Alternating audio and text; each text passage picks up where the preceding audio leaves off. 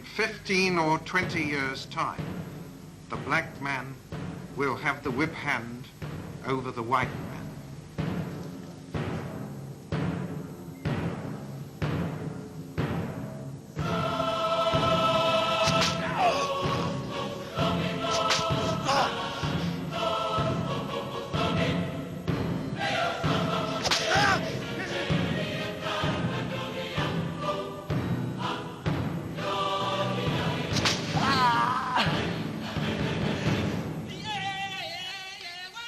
In 1865, when the enslavement of African Americans came to an end, many believed that a new era of liberty and justice was dawning. Yet by the start of the 20th century, these hopes looked forlorn. Black people were denied the vote and remained impoverished.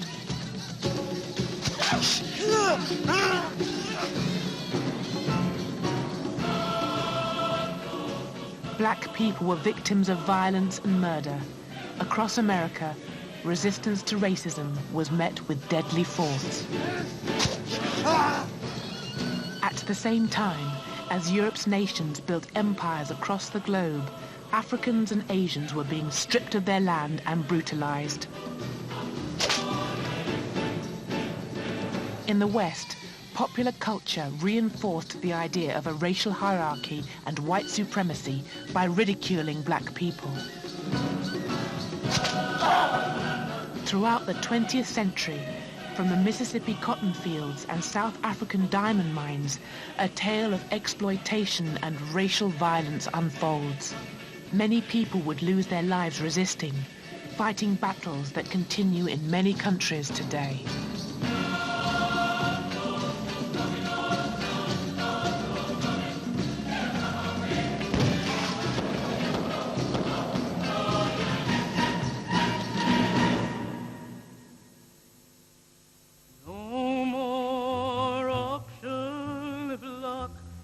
The campaign to abolish slavery in the United States had drawn support from all over the world.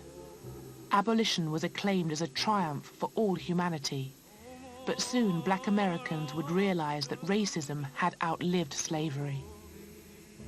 Near the end of the Civil War, the Northern Union Army had promised 40 acres to each freed slave who would fight the Southern Confederate Army. But the following year, the order was rescinded, and the lands were returned to the white plantation owners of the South, leaving many with no choice but to work for their former masters. They became farm laborers as part of a system known as sharecropping. The way it worked is that a black family would work for a white landlord for a period of a year. And during that time, the family would receive canned goods, food, a plow, mules, animals, seeds, other implements that were necessary to produce a cash crop, let's say cotton. And the split was half, 50-50, minus the costs that had been incurred during the previous growing season by the black family. And what usually occurred, since the black household did not keep the books, blacks owed more money at the end of the year to white families, and so the debt was rolled over. Blacks essentially never got out of debt. After the Civil War, the 13th and 14th Amendments to the Constitution outlawed slavery and extended the vote to adult black men. But in the South, these hard-won rights were thwarted. What they did was to find ways to stop black people from voting. They created literacy tests, basically. They said, or other exams that you had to pass in order to be allowed to vote. And a white person would show up and they would be asked, what country is this? And they would say, United States, go ahead, vote. And then a black person would show up and they'd first of all see if they could read. And if they could read, they would then ask them a question like, what is the third phrase in the First Amendment governing religion? Which, of course, most white people couldn't have answered either. By the end of the 19th century, the southern states made it legal to offer so-called separate but equal services to their black citizens. These laws denied black Americans equal access to public amenities, such as education and transport, turning the United States into a racially segregated nation. Soon, millions living in the land of the free found themselves trapped by the Jim Crow system, named after a vaudeville act that ridiculed black people.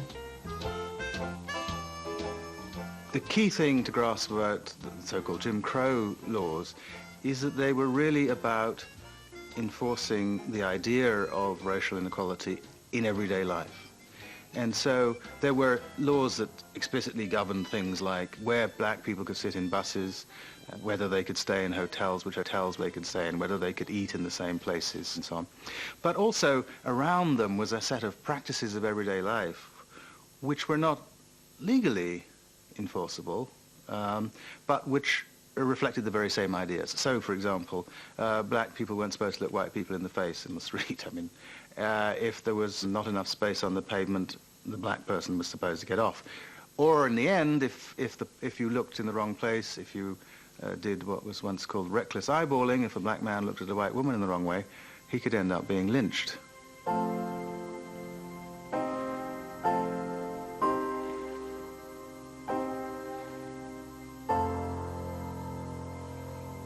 Jim Crow, legal racial segregation, was a regime of white over black, and that the heart of Jim Crow was violence.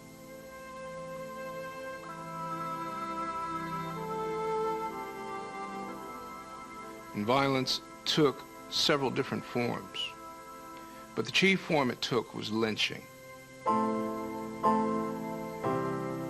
Between 1882 to about 1927, 3,500 African Americans were lynched in the United States.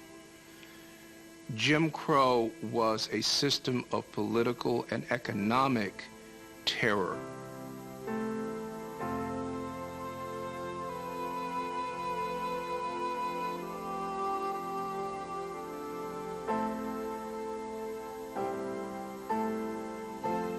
Slavery was always a kind of perverse blessing for blacks in the sense that they were defined as property.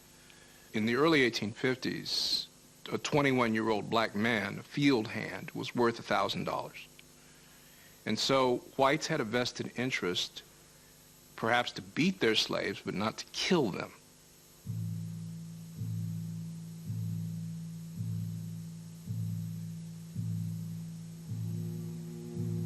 The fear that white people had of black people was so deeply internalized and reinforced by church and government and business that black town halls were burned, black churches were burned. And if a black man defended himself against the aggressor, against a white man, not only could he be killed, but his family could be killed. He might be subjected to hours of torture. In some cases, more than one, a black man was tied on a log and burned from his feet up so that an extensive crowd of people could take pleasure out of the screams and the horror. At his home near Savannah, Georgia, James Allen has collected a photographic record of racial violence in the South. For the past 20 years, he's found horrifying pictures in the family albums of ordinary Southern homes. Many are postcards that were mass-produced as souvenirs.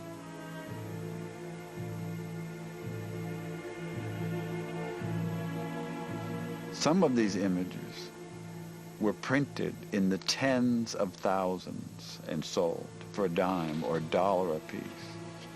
Some of the postcards tell you where to write and the discounts you'll get if you buy 1, 10, or 100. They were sold in drugstores and pharmacies. They were sold on the street. I purchased a photograph from a woman. The photographer sold them door to door. Her mother bought the image for $2.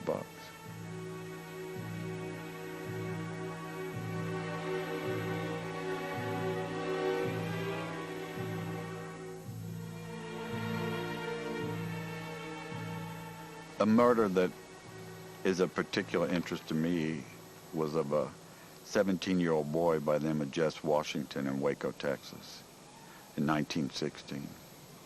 He was seriously mentally challenged. The wife of the farmer that he worked for was found dead. He was arrested. He was brought to trial. The trial took from 10 until 12. And when the jury came back at noon and found him guilty, someone in the courtroom, and it would have been anyone in the courtroom, screamed out, "Get that nigger."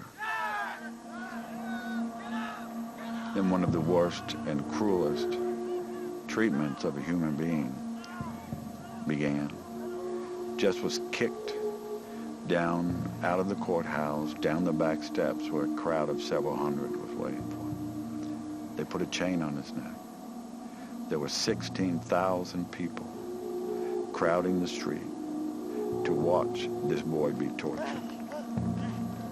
Jess was tied to the chain over a branch of a tree. The fire was started. They raised Jess from the fire up into the air so that the crowd could see him. There were cheers, like at a football game, cheering the torturers on. When Jess tried to climb up the chains, hand by hand, they cut his fingers off one by one so that all he could do was slap at the chain. They lowered him back down in the fire. A man came up and castrated him. Another man kept a pole so that he couldn't crawl out of the fire. And time and again, they pulled him up to keep him from dying so that the crowd could be satisfied, until he finally died.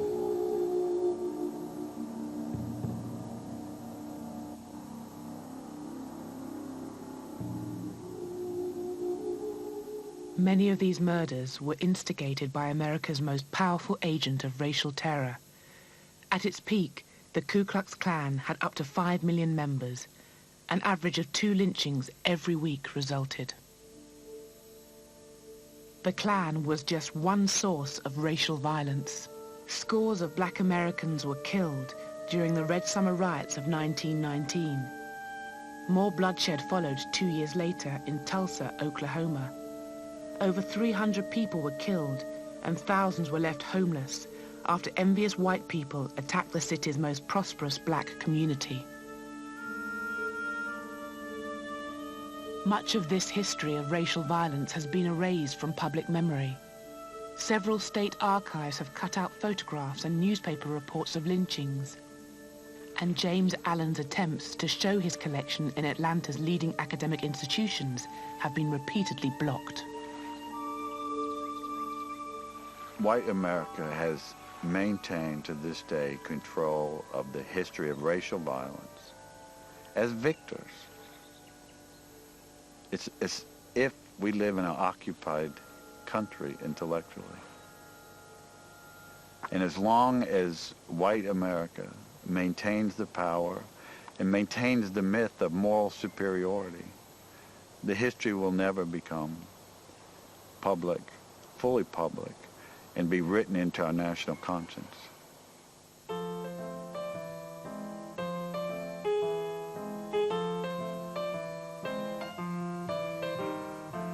Violence was just one way of maintaining the racial hierarchy. Newspapers, film and theatre stereotyped black people as simple-minded figures of fun.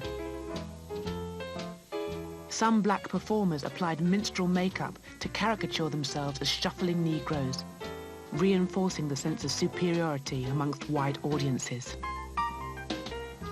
What it really essentially said about black people is that we were outside of the pale of civilization. So to pillory and to make blacks buffoons is to deny them human capacity. And for whites, it was a grand old time. And for the first half of the 20th century, minstrelsy and blackface was not just reputable, but it was a central feature of entertainment in America.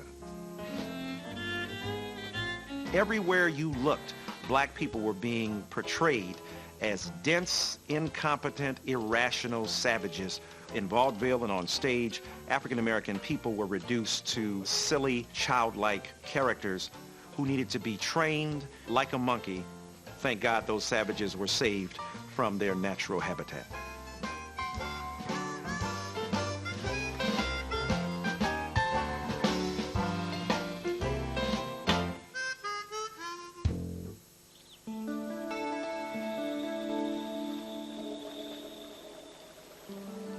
The humiliation and violence inflicted on black Americans was mirrored in Africa.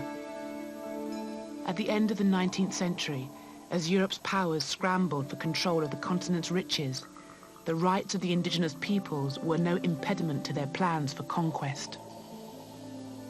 The attitude of white people in all Europe was tabula rasa, terra incognita. Here is a place which is a sort of no man's land, and in other words, we can create our own states there, and we're going to bring order and civilize them. Always the word civilized was used. Whatever you were actually doing, whether you were shooting them, you were civilizing them. The vast majority of people thought they would need, at best, a paternalistic treatment, that they would need looking after, like children.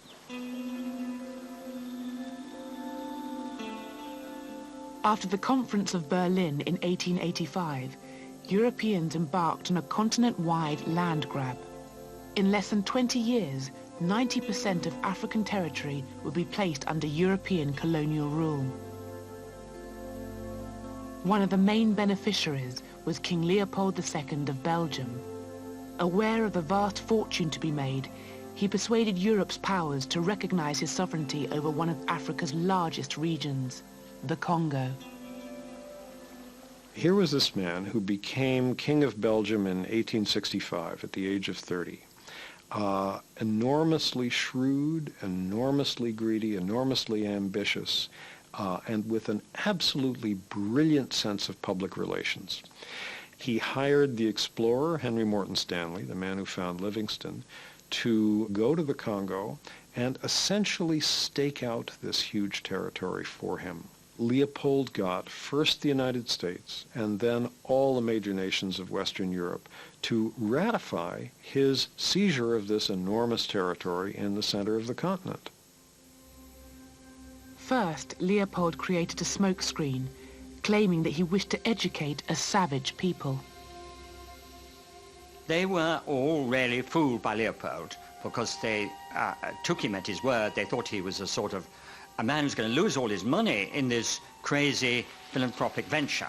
But they didn't realize what he was really after at all, which was to make himself hugely rich by exploiting brown hands and broad backs who were going to carry the wealth of Africa and load it on ships for his own personal profit. Bring them! Extreme violence was employed to impose Leopold's dominion. The right hands of those who failed to meet rubber quotas were severed. Even young children were not spared. In 1896, a German newspaper reported that 1,308 hands had been gathered in one day. Leopold created a 90,000-strong army to enforce his rule. One of his lieutenants wrote, "Only the whip can civilize the black."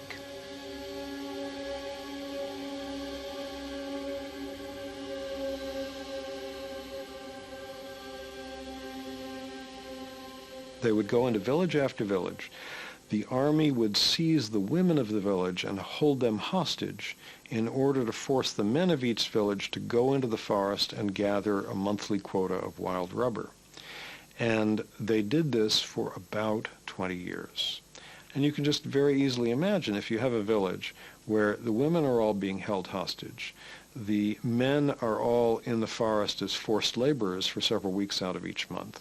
There's nobody to plant and harvest food, to go hunting, to go fishing, to do all the normal things through which a community feeds itself. So from all of these causes, starvation, being worked to death, and most of all from the disease that hit this famine-ridden population, the best estimates are that between 1880, when King Leopold first got his hands on the Congo, and 1920, that in that 40-year period, the population was slashed from about 20 million at the beginning of that period to around 10 million at the end. So an enormous loss of human life.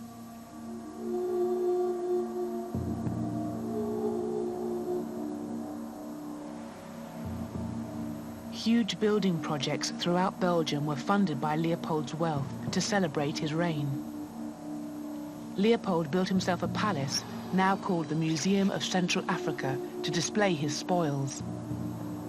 For historian Bambi Koipins, whose father is Congolese, the building embodies the myths created to justify Belgian rule in the Congo.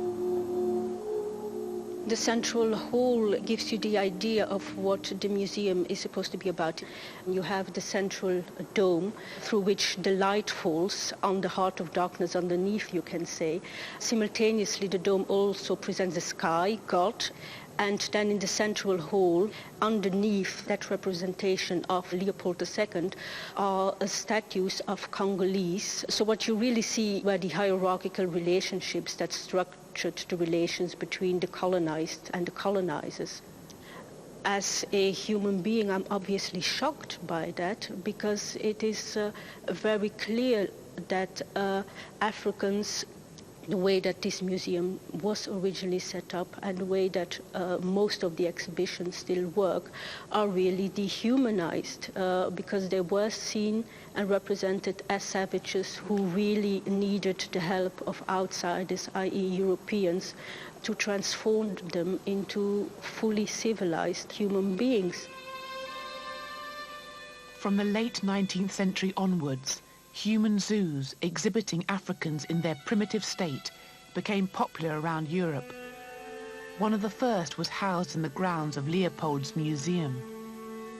The Africans were put on display so people could go and see them in very much the same way that they could look at, say, caged animals in a zoo, and their reactions were also very similar. There were notices saying that people were not allowed to throw peanuts at the Africans because that was what they did. This museum is also, in a very real sense, the only monument to Belgian colonial history left in this country. So if we dismantle the museum, there is a very great danger that we also eradicate the public memory of that colonial heritage.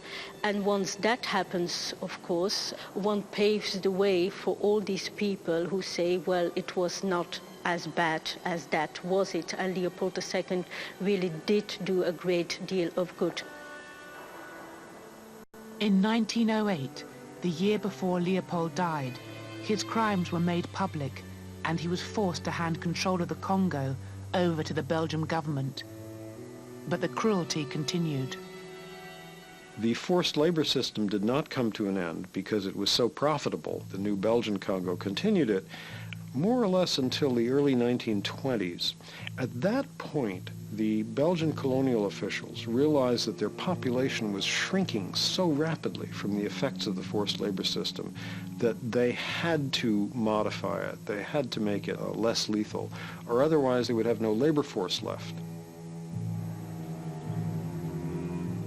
Although 10 million people died, the Congolese genocide has largely been forgotten in Europe.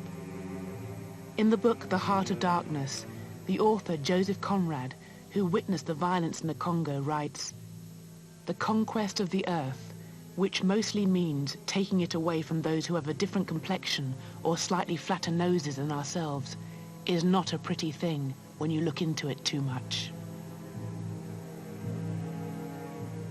It was only at the end of the Second World War, when newsreels documented the Nazis' extermination of 6 million Jews, that the words genocide, Holocaust, and even racism passed into common usage. Whatever the origins of the word racism, that is when it was first coined, there's no doubt that it was first used to think about Nazi treatment of Jewish people. That was the case that gave the word racism its modern shape and meaning, in fact, brought it into use as a word, and also, therefore, brought it into use in a context where it was unequivocally clear that it was a very bad thing. Even so, brutal treatment of non-white, non-Europeans was tolerated by the Western nations. When the National Party came to power in South Africa in 1948, they passed a series of laws that institutionalized white supremacy. Yet apartheid attracted little criticism from the West. What white people wanted in this country was to protect their political supremacy, but in ways that nevertheless guaranteed them access to as much black labor as they wanted. One should remember that apartheid was never a racially exterminationist regime. The intention was never to get rid of black people. The intention was to deploy black people in ways that made good economic sense to white people, so that the advantages of apartheid to whites would be a combination of political supremacy and economic prosperity. So the purpose of racial classification was to provide a mechanism for segregating access to resources, segregating access to power. So your racial classification, once determined, affected where you lived. It determined where you worked and what sort of work you were entitled to do. It determined who you had sex with and who you could marry. It determined what schools your children went to and what universities they were entitled to go to. It determined what shops you were allowed to use, whether you were allowed to drink certain kinds of alcohol and whether you were entitled to go to cinemas. In other words, it was a categorization that affected your life across the board, and it became internalized as, in a very intimate way, as the basis of how people thought of themselves. Do you think that the South African government's racial policy is right? I really do, because we cannot mix with the lower nations at the moment, unless they are cultivated and educated and so on. Apartheid erected a vast edifice of racist legislation, making interracial relationships illegal and forcing individuals to be racially categorized.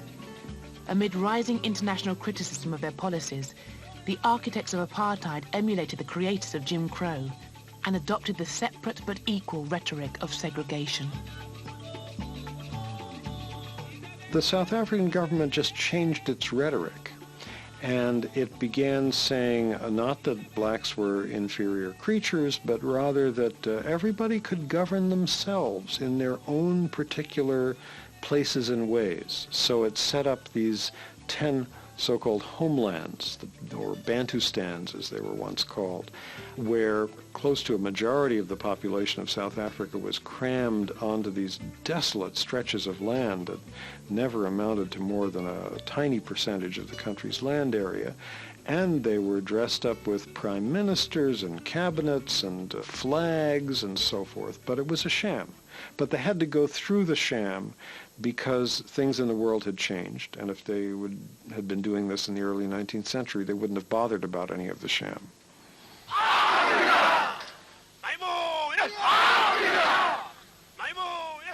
During the 1950s, the anti-apartheid movement gained momentum. In 1960, 300 people demonstrated against the pass laws in a town called Sharpeville in the Transvaal, using the tactics of non-violent passive resistance developed over the years. In South Africa, you'd had a history of very peaceful, humble,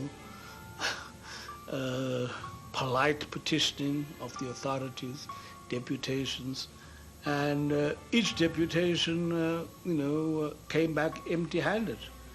And well, if that doesn't work, let's try something else. So people then adopted non-violent forms of resistance.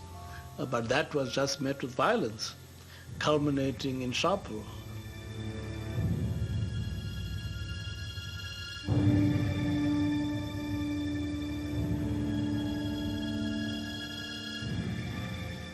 That was, in a sense, a turning point for everyone, that, people assemble outside a police station in a demonstration unarmed, and 69 of them, majority shot in the back, meaning that they were actually fleeing from the scene. Of course, that creates a great deal of anger. And I think for many people, that was it. And people said, well, if that's going to be the response, we've got to have to find other means of taking care of this situation. There are many people who feel that it is useless and futile for us to continue talking peace and non-violence against a government whose reply is only savage attacks. Following the Sharpeville massacre, the African National Congress was banned, and 2 years later, its leader, Nelson Mandela, was imprisoned. At his trial, he announced that the events of 1960 had compelled the ANC to commit itself to armed struggle. Violence, said Mandela, was inevitable in this country. The architects of apartheid turned his prophecy into a reality. Increasingly, they began to kill people. I think it was just deliberate murder of people. It was not a mistake. There was hardly a family in the urban areas and townships and later in the rural areas that had not been affected by detentions, by torture. So it was just about every family in the townships was affected by it. In 1976, South Africa's black school children protested against a new law stipulating that classes be taught in Afrikaans, a language most couldn't speak. 250,000 black people rioted in Soweto alone.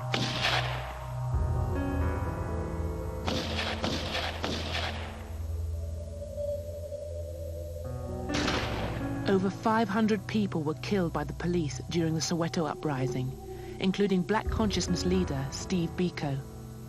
South Africa was engulfed in a firestorm of violence. Yet in the West, there were still many apologists for apartheid.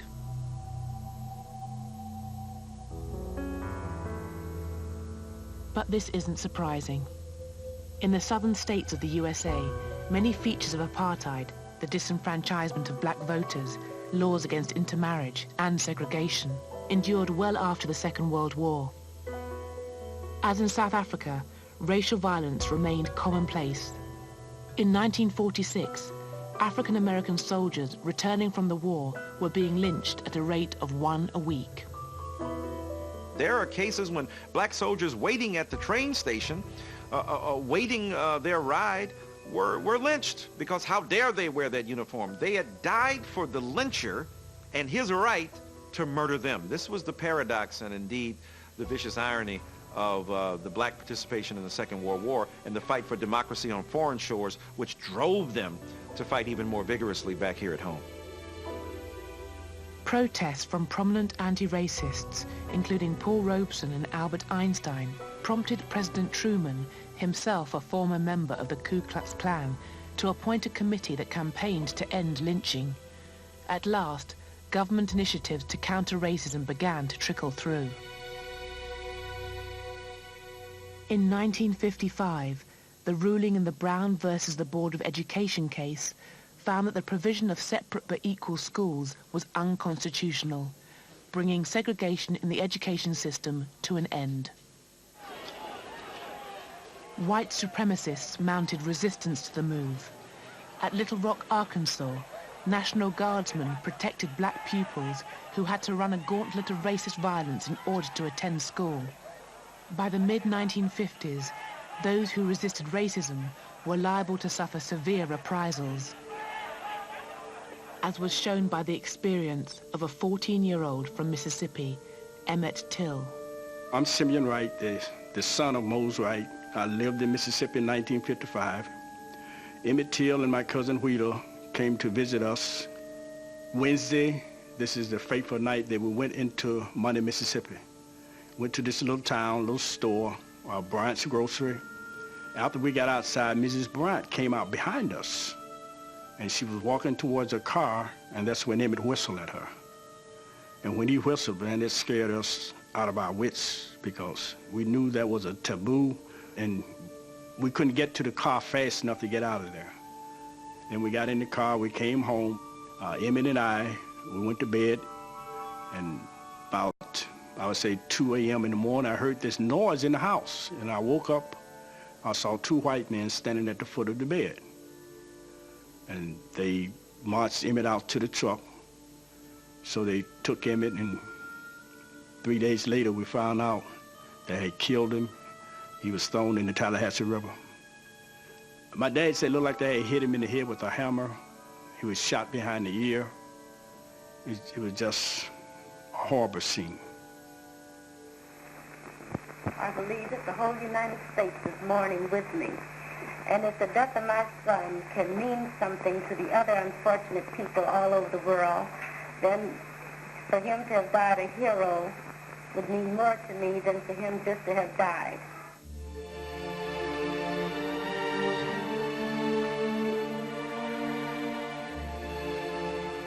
Emmett's mother, she decided that she wanted the world to see what those men had done to her son. So they had a casket, the top was glass, and you could see the body. You could see his mutilated body during the funeral procession, and the whole world were able to see what the Jim Crow laws and the people of Mississippi, the white people of Mississippi, were doing to blacks.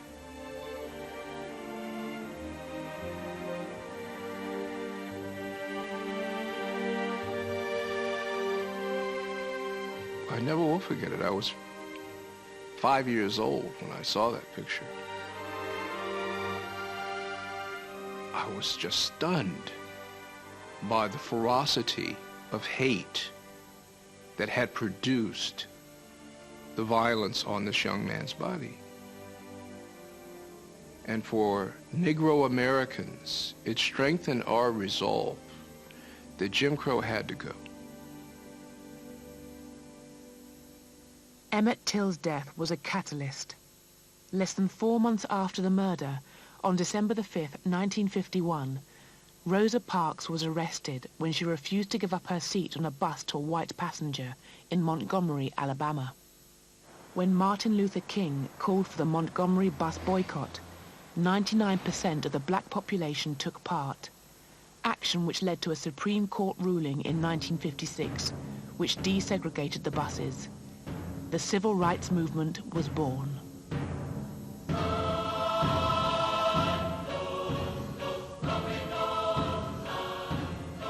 Civil rights protests met with violence, as happened when black people tried to eat at segregated lunch counters. Throughout the 1960s, protesters were wounded, imprisoned, and killed. The movement's most articulate spokesmen were eventually silenced. Dr. King and Malcolm X were to be murdered. With this faith, we will be able to work together, to pray together, to struggle together, to go to jail together, to stand up for freedom together, knowing that we will be free one day.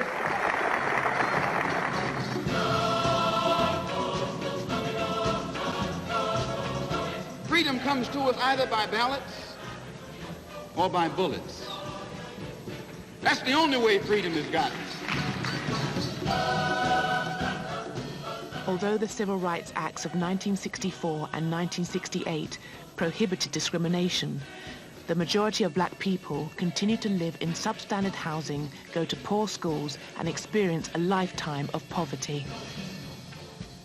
Well, you know, Martin Luther King Jr. saw the failure. He said it himself. He said, look, the first part of the movement, relatively speaking, was a piece of cake because it was easy for America. Civil rights bill doesn't cost much. Give people the right to vote doesn't cost much. But now what we're doing, the second part of the movement, the part about economic equality and social injustice, well, that's going to cost something. It's not about just letting us have access to the lunch counter. Martin Luther King Jr. said, what good is it to be able to go to a lunch counter but can't afford to buy a hamburger? From 1964 to 67, there was fierce rioting in cities across the U.S. as African Americans found that the civil rights movement left them as poor as ever. And in post-war Britain, the issue of racism had also been moved onto the political agenda after race rioting at Notting Hill in 1958. Something new and ugly raises its head in Britain: racial violence. An angry crowd of youths chases a Negro into a greengrocer's shop, while police reinforcements are called to check the riot. You can get them all out of the country, and as soon as you can get them out, the better I'll be pleased, I'll tell you that.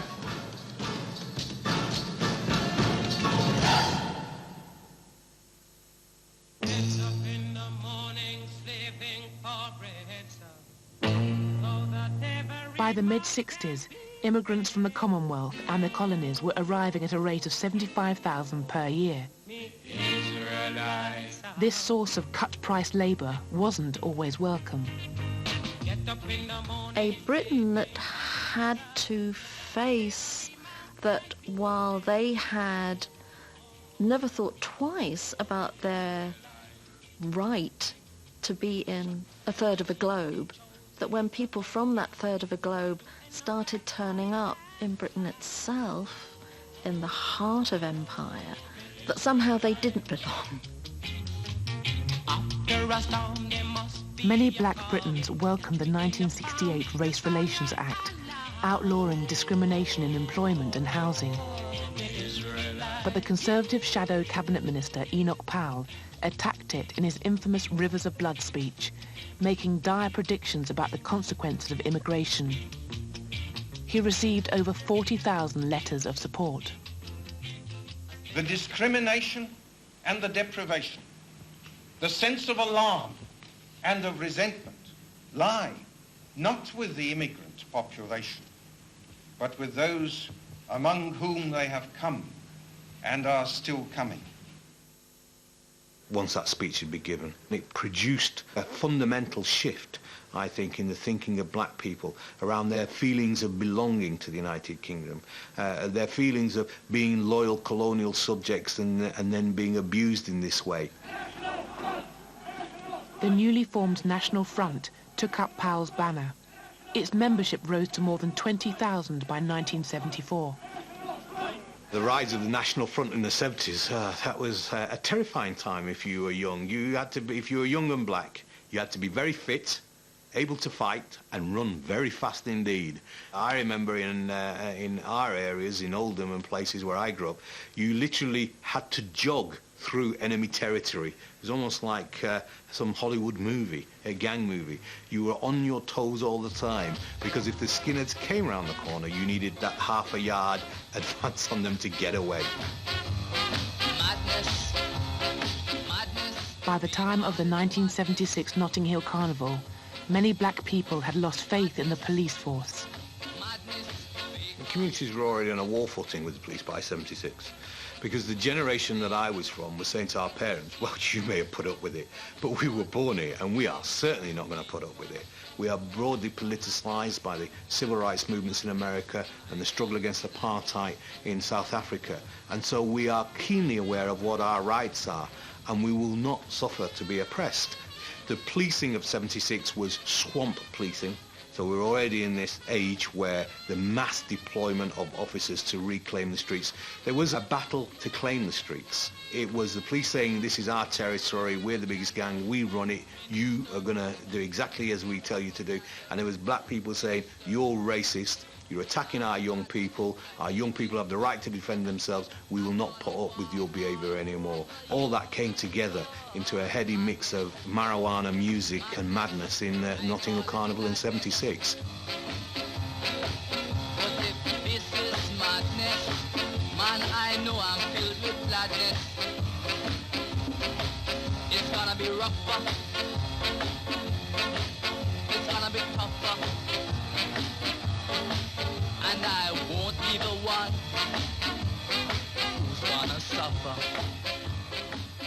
Very aggressive policing had been going on for very many years. You know, a group of young black men immediately being seen as threatening by the police as opposed to a group of young white men. People said no more. For the next 5 years, relations between black Britons and the police smouldered with resentment, until on the 10th of April 1981, the arrest of a young man under the so-called sus laws in Brixton, South London, sparked off a series of riots throughout Britain. The fact that it was a shock to many people in British society just reinforces how many people just did not want to know what was happening around them, and that they turned a blind eye to intolerance, to injustice, and to police brutality. In 1981, 30 riots occurred across Britain, from London, Liverpool and Leeds to to Handsworth, Halifax and High Wycombe. The official report into the riots by one of Britain's most senior judges, Lord Scarman, identified poor social conditions as the problem, rejecting the idea of institutionalised racism within the police. But in 1993, when the 18-year-old student Stephen Lawrence was murdered during an unprovoked attack by a white gang in South London, the subsequent investigation came to a very different conclusion. Nobody came and spoke to us. No police officer ever came and said, well, this is what's happened to your son or anything. The police on the night, they did nothing. So they gave Stephen no first aid. They never checked anything. They didn't put him in a recovery position. He fell like that, and they just left him there. And until the ambulance arrived. So even if they could have done anything to help him, they did nothing. From the moment that Stephen was killed, people came to our house giving names and addresses of who they believed to be the killer of Stephen. Those information was passed straight away to the police. We kept nothing back. Days that followed, they spent the time investigating us as a family. As far as they're concerned, that Stephen was black, so automatically he had to be in a gang, he had to have a criminal record, he had to have something. And that is not true, because you may have, I don't know how many percentage of families would be like that, but the large majority of black families are not like that. They're just like myself. So rather than investigate his murder, they investigated him. For me, the central thing of the Stephen Lawrence tragedy was the failure of the legal system. And that history of failure is something that goes back before Stephen Lawrence was killed. It goes back to a period when black people became victims of crime and went to the police to speak of that victimage and to demand their help and protection in managing the risks and dangers involved. They were treated themselves as criminals. While the police spent 2 weeks investigating the Lawrence family, his alleged killers disposed of vital evidence. Following the 1999 inquiry into the murder by Sir William Macpherson, institutional racism was identified as one of the reasons that Stephen's killers evaded justice. The Macpherson report was an incredibly important document and still remains so in terms of getting white society in Britain to understand the fundamental dynamics of a phenomenon called institutionalized racism. And that is where you have no overt policy saying anyone is discriminated against, but that all the outcomes of your operations are overtly discriminatory. How do you get there? How does that happen? It's the culture of racism within an organization that overpowers the formal commitment to equality that produces the racist outcomes. And we needed that phenomenon nailed, as that is exactly what happened during the case of Stephen Lawrence and very many other black people throughout the country. It's widely believed that Britain has become a less racist country, yet black Britons are overrepresented in the economic underclass. In some senses today I think we may be going backwards, and the reason why I say that is because the scale of racial inequality over the last 20 years, from 1986 to 2006, has increased. Infant mortality rate for black people has increased. Educational failure rate for black people has increased generally across the country. Unemployment rates for black people have hardly shifted in 30 years, still incredibly high. Imprisonment rates are still very high. 33% of all prisoners are from the Afro-Caribbean community and population that are jailed in London. So we're still seeing a huge discriminatory impact of race impacting upon black people's lives.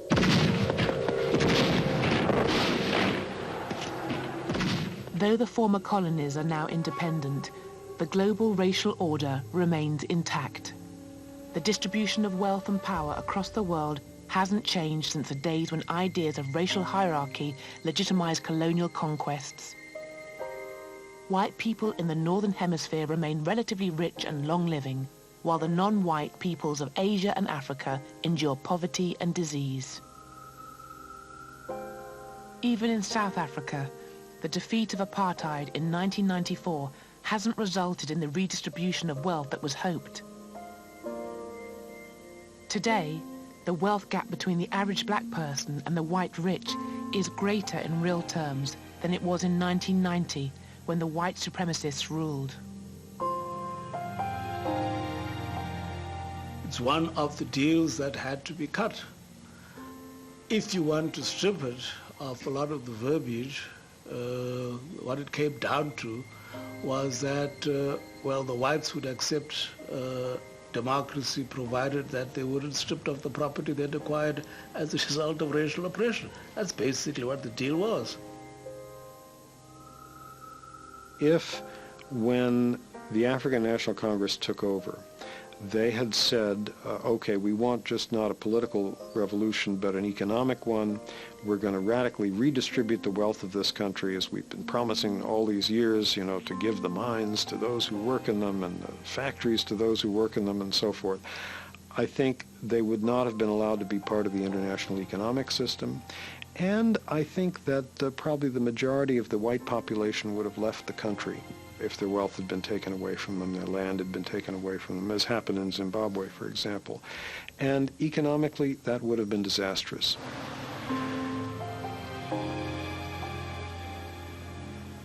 In the United States, the overt structures of racism have been dismantled without many black Americans escaping poverty. A recent study found that in 1968, a typical black family had around 60% of the income of an average white family.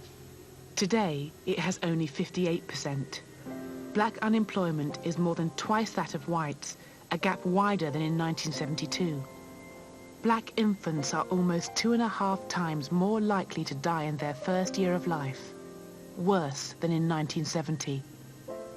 The belief that we live in a post-racist society has blinded us to the impact that skin color plays in determining our destinies. Identically qualified black and white resumes, where the black ones are identified by the fact that the candidate has a name that is recognizably associated with African American identity, get different treatment when they arrive on the desks of employers. And this is not a hypothesis, this is an experiment that has been done in some cases with large amounts of data. And that's just still true. It's still true that being black disadvantages you in the employment market, just as, by the way, being a woman does, doing the same experiments. And that's despite the fact, probably, that the officials who manage this system don't think of themselves as racist and don't recognize what they're doing as practicing some kind of racial discrimination. What drives the colorblind racism of the 21st century are three central institutional processes: mass unemployment, mass incarceration, and mass disenfranchisement. Mass unemployment, that is, for young black and Hispanic males between the ages of about 18 years to 35 years. In 1980, there were about 500,000 prisoners in the United States. Today, there are 2.3 million. About half of them are black in the United States.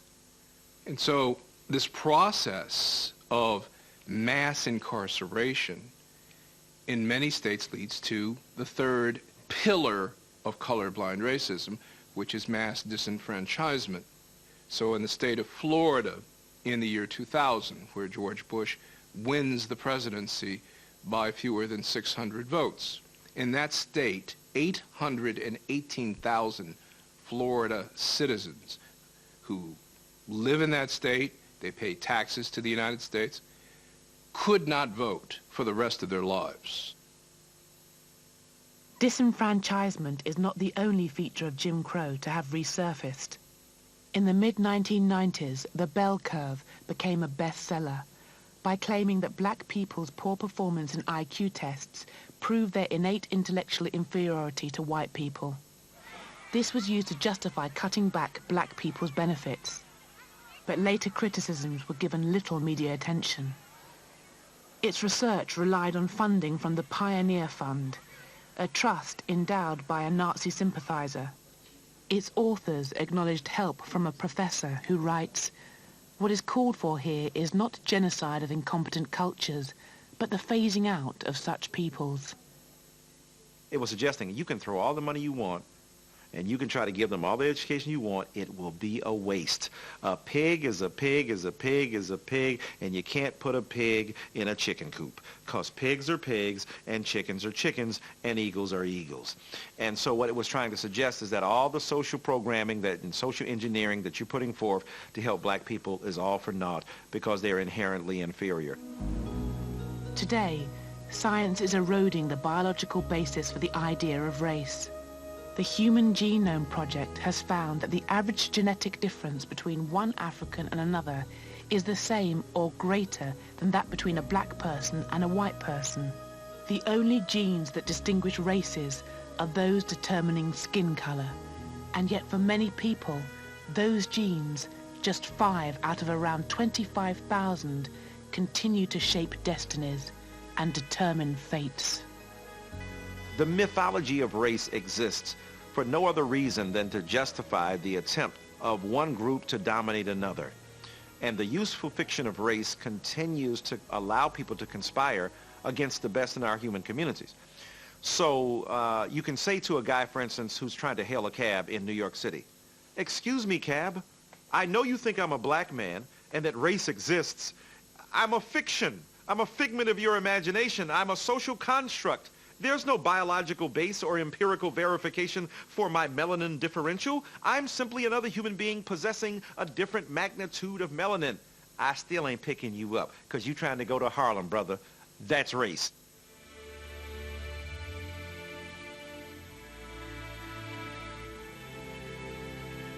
Despite the long struggle against racism, it continues to pollute our mental environment. Its enduring potency ensures that people are denied opportunities, justice, and human rights. Key institutions stay racially monolithic, and racial privilege endures.